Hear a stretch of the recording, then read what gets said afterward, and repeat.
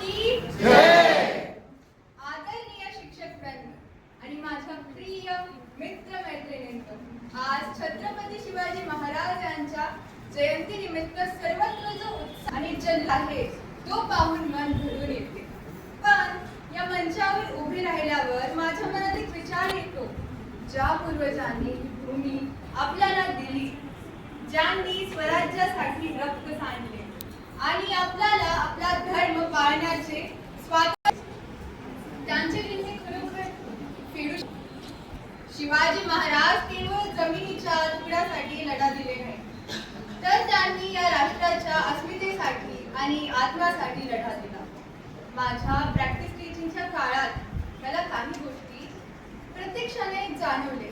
मी पाहिले की 6वीतील मुलींना गोष्टी ऐकायला खूप आवडते, 9वीतील मुली तर्कशास्त्र आणि सत्य जाणून घेण्यासाठी खूप उत्सुक आहेत, पण त्याच वेळी ती भावनांवर नियंत्रण मिळवताना गोंधळलेली दिसतात.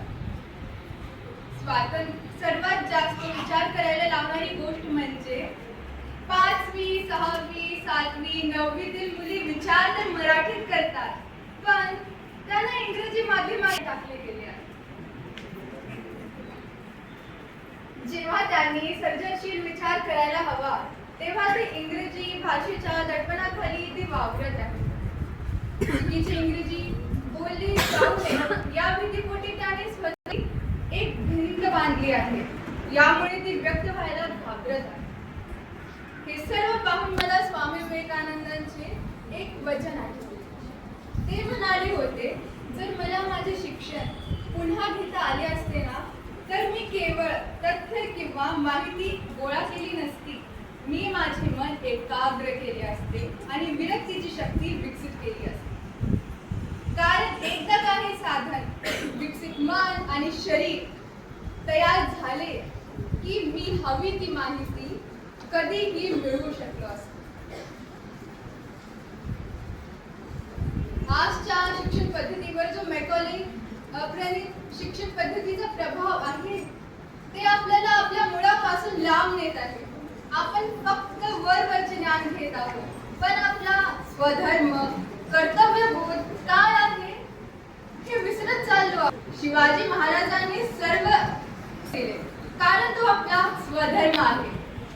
आज या जयंतीची सेलिब्रेशन केवळ व्हॉट्सअप स्टेटस किंवा इंस्टाग्राम पोस्ट पर्यंत मर्यादित राहू नये. आपल्या संस्कृतीत धर्म म्हणजे रिलिजन नव्हे. रिलिजन ही एक पाश्चात्य संकल्पना आहे. आपल्या धर्मात मुलावर असे संस्कार होतात की पर्वत म्हणजे केवळ खजिन्यांसाठी खोदला जाणारा दगडाचा ढिगारा नसून तो एक रक्षक देवतेचे निवासस्थान आहे. जेव्हा एखादा माणूस भूगोलाला पवित्र मानतो, तेव्हा तो निसर्गाशी कृतज्ञतेने वागतो. म्हणूनच भारतातील सामान्य माणूस ही निसर्गप्रेमी असतो, कारण तो आपली संस्कृती आहे. मग आज आपण काय करायला हवे? आपण आपल्या मुळांकडे वळले पाहिजे. चला, आपण देवभाषा संस्कृत शिकूया.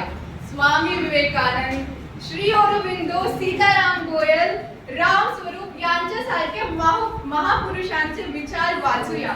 उपनिषदे, गीता आणि योगसूत्रे अभ्यासूया.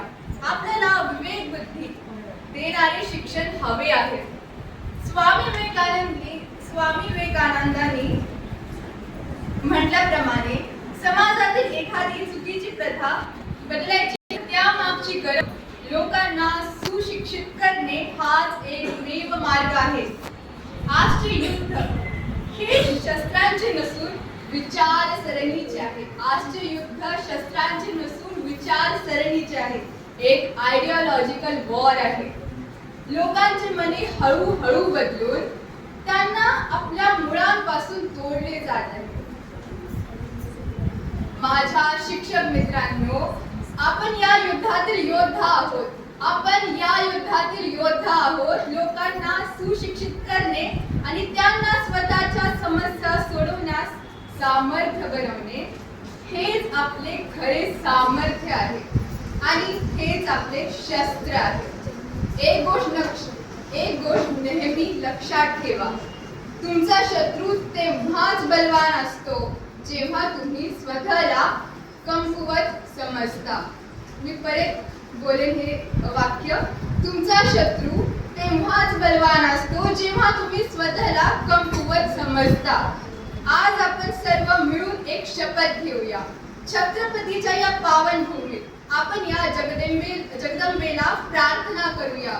हे विश्वजननी, मला असा आशीर्वाद दे की मला कधीही भ्याड मृत्यू येऊ नये. मी माझ्या धर्मासाठी, माणुसकी धर्मासाठी आणि राष्ट्रासाठी सदैव जागृत राहीन. जय भवानी, जय शिवाजी.